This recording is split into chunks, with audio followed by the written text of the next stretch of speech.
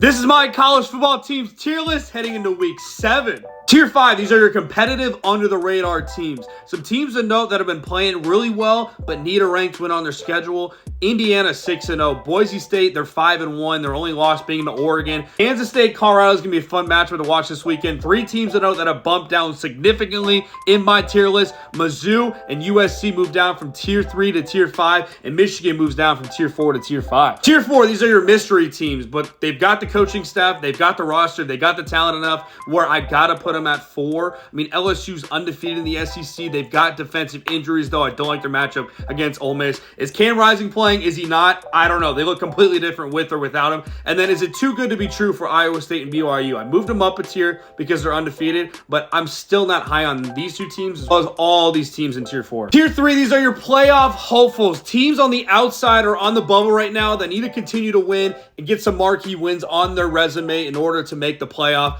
Ole Miss, Notre Dame, Clemson, A&M. A&M jumps up from tier 5 to tier 3. Clemson jumps up 1 tier. They've been looking impressive of recent. Notre Dame doing Notre Dame things. And Ole Miss needs a big win at LSU to move them up from tier 3 to tier 2. Now, this is where I'm going to get some hate in the comments, but let me explain. Tier 2, these are your challengers. Alabama and Tennessee moved down from tier 1, but I can't put them at tier 3 because Alabama, I think, is going to bounce back. I think Tennessee is going to bounce back too.